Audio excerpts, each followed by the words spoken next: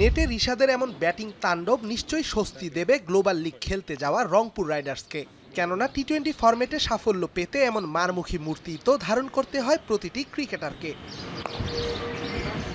টি-20তে বাংলাদেশের অন্যতম ভরসার নাম এখন রিশাদ হোসেন। বল হাতে স্পিনিং ভেলকি কিংবা ব্যাট হাতে টর্নেডো ক্যামিও। বাস্তবতা বলছে টি-20তে টাইগার স্কোয়াডে রিশাদই এখন খাঁটি অলরাউন্ডার। ম্যাচের শেষ মুহূর্তে দ্রুত গতির রানই বদলে দেয় ম্যাচের পরিস্থিতি। এবার নিজের নাম উঠিয়েছেন আইপিএলের মেগা অকশনে। Base price ৭৫ lakh rupee. বিশ্বের সবচেয়ে বড় ফ্র্যাঞ্চাইজি টুর্নামেন্ট নিয়ে কি ভাবছেন বাংলার এই তরুণ লেগি? না, নর্মালি এরকম আমি চিন্তা করি না কখনো। যেমন বিপিএল এর ড্রাফট নিয়েও চিন্তা করি না, যে নর্মাল থাকার চেষ্টা করি, যে কিছু একটা তো সব কিছু আল্লাহর হাতে, তো দেখা যাক কি হয়। মনে মনে ভাবলাম চেন্নাই, আমার এখন হলো অন্য টিম, তাহলে তো আমার মনটা খারাপ হয়। তো আমি কোনো কিছু না আশা করি। ফেভারিট নর্মালি কলকাতা টিমের ভালো লাগে আর কি।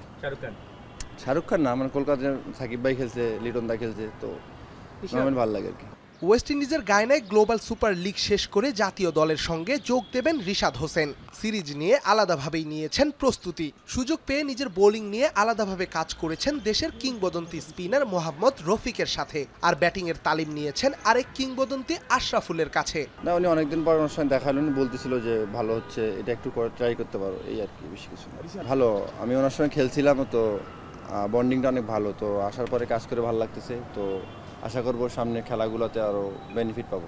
সোমবার গ্লোবাল সুপার লিগ খেলতে দেশ ছাড়বে রংপুর রাইডার্স। রোববার মিরপুরে নিয়েছে শেষ মুহূর্তের প্রস্তুতি। ২৮ নভেম্বর ইংল্যান্ডের হ্যাম্পশায়ারের বিপক্ষে মিশন শুরু করবে রাইডার্স বাহিনী। রেদওয়ান শাওন, এখন, ঢাকা।